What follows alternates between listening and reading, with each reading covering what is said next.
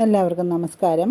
വിവാഹ തടസ്സം നീക്കി ഉത്തമമായ മംഗല്യം നൽകുന്നതിനും ദാമ്പത്യത്തിലെ പൊരുത്തക്കേടുകൾ പരിഹരിക്കുന്നതിനും പ്രസിദ്ധി ആർജിച്ച ചില ക്ഷേത്രങ്ങളെ പറ്റിയാണ് ഈ ഒരു വീഡിയോയിലൂടെ പറയുവാൻ ഉദ്ദേശിക്കുന്നത്. ഈ ക്ഷേത്രങ്ങളിൽ തൊഴുത് പ്രാർത്ഥിച്ച് വഴിപാടുകളൊക്കെ നടത്തിയാൽ വലുതായ ഫലസിദ്ധി ഉണ്ട് എന്ന് അനുഭവസാക്ഷ്യങ്ങൾ ഉണ്ട്. അതിൽ പ്രധാനപ്പെട്ടത് തിരുവനന്തപുരം ജില്ലയിലുള്ള ശ്രീകണ്ഠേശ്വരത്തെ നിർമാല്യ ദർശനവും അതുപോലെ തന്നെ ദുർഗാക്ഷേത്രത്തിലെ സ്വയംവര ഹോമവുമാണ്. തിരുവനന്തപുരത്തെ ശ്രീകണ്ഠേശ്വരം ശിവക്ഷേത്രത്തിൽ 41 ദിവസം നിർമാല്യം തൊഴുതാൽ ഇഷ്ടമംഗല്യ സിദ്ധി ഉണ്ടാകുമെന്നാണ് വിശ്വാസം. തുടർച്ചയായി 12 തിങ്കളാഴ്ച നിർമാല്യം തൊഴുന്നതും ഉത്തമമാണ്. ഇവിടെ നിർമാല്യം തൊഴുന്നതിന് അനേകം ഭക്തർ എത്തിച്ചേരാറുണ്ട്. 12 തിങ്കളാഴ്ചകളിൽ വ്രതമനുഷ്ഠിച്ച് ശ്രീകണ്ഠേശ്വരത്ത് ദർശനം നടത്തുകയും വഴിപാട് നടത്തുകയും ഒക്കെ ചെയ്താൽ ഇഷ്ടമംഗല്യവും ദാമ്പത്യ സൗഖ്യവും സിദ്ധിക്കും. ഇനി ശ്രീകണ്ഠേശ്വരം ക്ഷേത്രത്തിൻ്റെ തെക്ക് ഭാഗത്തുള്ള ദുർഗാക്ഷേത്രത്തിൽ വിവാഹ തടസ്സം മാറുന്നതിന് നടത്തുന്ന സ്വയംവര ഹോമം പ്രസിദ്ധമാണ്. ഉച്ചപൂജയ്ക്ക് ശേഷമാണ് ഇവിടെ സ്വയംവര ഹോമം നടത്തുന്നത്. വിവാഹ തടസ്സം നേരിടുന്ന വ്യക്തിയും ഹോമം നടക്കുന്ന സമയത്ത് ഇവിടെ ഉണ്ടാകണം എന്നുണ്ട്. ഈ ഹോമം കൊണ്ട് കടുത്ത വിവാഹ തടസ്സം പോലും ഒഴിഞ്ഞുപോയി ഉത്തമ മംഗല്യം സിദ്ധിക്കും എന്നാണ് പറയപ്പെടുന്നത്. ജന്മനക്ഷത്ര ദിവസമോ വെള്ളിയാഴ്ചയോ ആണ് ഈ പൂജ നടത്തുന്നതിന് ഉത്തമം. ചാരവശാലോ ജാതകവശാലോ ദശാപരമായ ഗ്രഹങ്ങൾ അനിഷ്ടസ്ഥരാകുന്നത് മൂലമുള്ള ദോഷങ്ങൾ ഇല്ലാതാക്കുന്നതിന് നവഗ്രഹ പൂജയും ഈ ക്ഷേത്രത്തിലെ പ്രധാന വഴിപാടാണ്. ഇനി തിരുവനന്തപുരത്ത് തന്നെ ബാലരാമപുരത്ത് വിഴിഞ്ഞത്തേക്ക് പോകുന്ന വഴി ഉച്ചക്കടയുടെ സമീപത്തുള്ള മരുതൂർ മഹാദേവ ക്ഷേത്രം വിവാഹ തടസ്സം മാറ്റുന്നതിന് വളരെ പ്രസിദ്ധമാണ്. ജാതകദോഷം കൊണ്ട് വിവാഹം നടക്കാത്തതിന് പരിഹാരമായിട്ട് ഈ ക്ഷേത്രത്തിലെ ശിവൻ്റെ വാഹനമായ നന്ദിക്ക് നടത്തുന്ന പ്രത്യേക പൂജയാണ് വൃഷഭഗോദാനം. ജാതകവശാൽ സ്ത്രീശാപം, ബ്രാഹ്മണശാപം മുതലായവ കൊണ്ട് വിവാഹം തടസ്സപ്പെടുന്നതിന് പരിഹാരമാണ് ഈ പൂജ. ഈ പൂജ നടത്തി 12 സ്വയംവരാർച്ചന കൂടി നടത്തിയാൽ വിവാഹ തടസ്സം നീങ്ങി ഉത്തമ മംഗല്യം സിദ്ധിക്കുമെന്ന് വരുന്നു. ഇനി തിരുവനന്തപുരത്ത് കഴക്കൂട്ടത്തുള്ള ഭഗവതി ക്ഷേത്രത്തിലെ സ്വയംവര പൂജ വളരെ പ്രസിദ്ധമാണ്. ശിവനെ പതിയായി ലഭിക്കുന്നതിന് പഞ്ചാഗ്നി മധ്യേ നിന്ന് തപസ്സനുഷ്ഠിക്കുന്ന സങ്കല്പത്തിലെ പ്രതിഷ്ഠയാണ് കഴക്കൂട്ടം ആലുംമൂടും ഭഗവതി ക്ഷേത്രത്തിലേത്. ഈ ക്ഷേത്രത്തിൻ്റെ മുമ്പിൽ തപോനിഷ്ഠനായ മഹാദേവൻ്റെ ക്ഷേത്രവുമുണ്ട്. പാർവതീദേവിയുടെ തപസ്സിൻ്റെ ശക്തി കൊണ്ടാണ് ചുറ്റിലും ആൽമരങ്ങൾ വളർന്നു വന്നതെന്നും അതുകൊണ്ട് ആലുംമൂട് എന്ന പേരുണ്ടായതെന്നുമാണ് ഐതിഹ്യം. വിവാഹ തടസ്സം മാറുന്നതിന് ക്ഷേത്രത്തിൽ നടത്തുന്ന ഒരു പ്രത്യേക പൂജയാണ് സ്വയംവര മംഗല്യ പൂജ. അടയ്ക്ക, വെറ്റില, പഴവർഗ്ഗങ്ങൾ, വസ്ത്രം മുതലായവ സമർപ്പിച്ചാണ് ഇത് നടത്തുന്നത്. മാസത്തിലെ ആദ്യത്തേതോ രണ്ടാമത്തെയോ വെള്ളിയാഴ്ച പൂജ നടത്തണം. 12 സ്വയംവര പൂജ നടത്തണം. എത്ര കഠിനമായ വിവാഹ തടസ്സവും മാറി ഉത്തമമായ മംഗല്യം സിദ്ധിക്കും. ശുക്രനോ ചന്ദ്രനോ അനിഷ്ടസ്ഥിതിയോ നീചത്തിൽ നിൽക്കുകയോ ചെയ്യുന്നത് മൂലമുള്ള തടസ്സമാണ് എങ്കിൽ ഈ ഒരു പൂജ നടത്തുന്നത് വളരെ ഫലപ്രദമാണ്. ഇനി തിരുവനന്തപുരത്ത് തന്നെ ഉള്ളൂരിലുള്ള ബാലസുബ്രഹ്മണ്യ സ്വാമി ക്ഷേത്രത്തിൽ നടത്തുന്ന വിശിഷ്ട വഴിപാടാണ് തേനും തിനയും. വള്ളീദേവി സുബ്രഹ്മണ്യന് തേനും തിനയും നൽകി സൽക്കരിച്ചുവെന്നും സന്തുഷ്ടനായ സുബ്രഹ്മണ്യൻ ദേവിയെ പരിണയിച്ചുമെന്നുമാണ് ഐതിഹ്യം. തമിഴ്നാട്ടിലെ കുമാരകോവിലാണ് തേനും തിനയും വഴിപാട് നടത്തുന്ന മറ്റൊരു ക്ഷേത്രം. ചൊവ്വാദോഷം കൊണ്ട് വിവാഹം നടക്കാത്തവർക്ക് ഈ വഴിപാട് നല്ലതാണ്.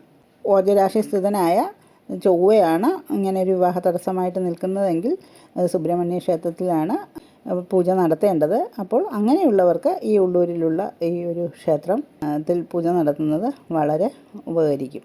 മാസത്തിലെ ആദ്യ വെള്ളിയാഴ്ച എന്ന നിലയിൽ ഒരു വർഷം വഴിപാട് നടത്താം.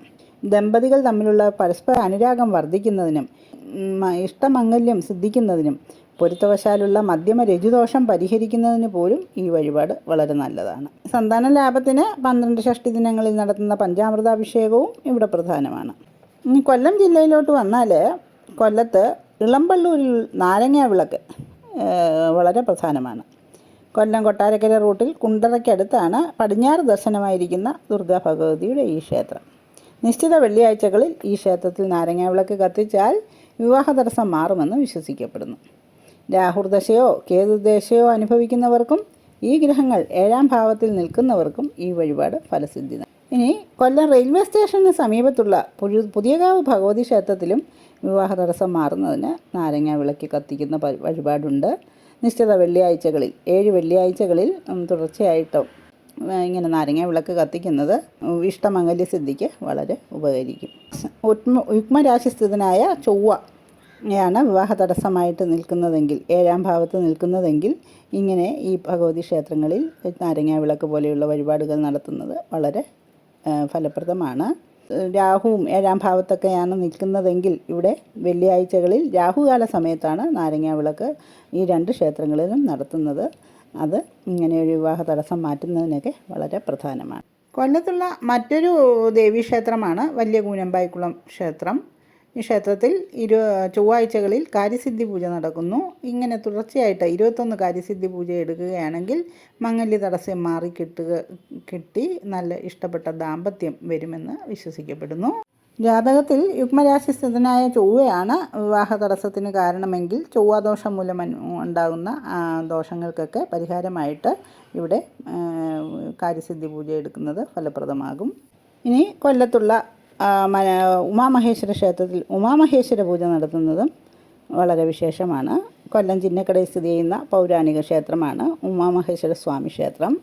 ദേശിങ്ങനാടിൻ്റെ രാജാവിൻ്റെ ശില്പിയായിരുന്ന വെങ്കടേശ്വരനാണ് ക്ഷേത്രം പണിതത്. കൈലാസത്തിൽ നിന്ന് ഭാരതത്തിൻ്റെ ദക്ഷിണ ഭാഗം കാണാൻ പുറപ്പെട്ട പാർവതി പരമേശ്വരന്മാർ കൊല്ലത്തിൽ പ്രകൃതി സൗന്ദര്യം കണ്ട ഒരു രാത്രി ഇവിടെ വസിച്ചുവെന്ന് ഐതിഹ്യം. ഇക്കാര്യം സ്വപ്ന ദർശനത്തിലൂടെ അറിഞ്ഞാണത്രേ വെങ്കടേശ്വരൻ ക്ഷേത്രം നിർമ്മിച്ചതെന്ന്. ഒരേ പീഠത്തിലിരുന്ന് ശിവനും പാർവതിക്കും വിഗ്രഹപ്രതിഷ്ഠയാണ് ഇവിടെയുള്ളത്. ഇനി ഇരുവരും അനുരാഗബദ്ധിതരായി കൈലാസത്തെ നോക്കി വടക്ക് ദർശനമായി സ്ഥിതി ചെയ്യുന്നുവെന്നാണ് ഇവിടെ വിശ്വാസം. ഇത് വടക്ക് ദർശനമായ ക്ഷേത്രമാണ്. ഇത്രമൊരു ക്ഷേത്രം അപൂർവമാണ്. ഇങ്ങനെ ഈ ശിവപാർവതിമാരുടെ പ്രതിഷ്ഠ ഉള്ള ക്ഷേത്രം. ഇവിടെ വിവാഹ തടസ്സം മാറുന്നതിന് ഭാഗ്യസൂക്താർച്ചനയോടെ 12 സ്വയംവരാർച്ചനയും ഉമാമഹേശ്വര പൂജയുമാണ് ക്ഷേത്രത്തിൽ നടക്കുന്നത്. ദമ്പതികൾ തമ്മിലുള്ള കലഹം മാറാനും പരസ്പര അനുരാഗം വർദ്ധിക്കാനും പൂജ നടത്തുന്നത്.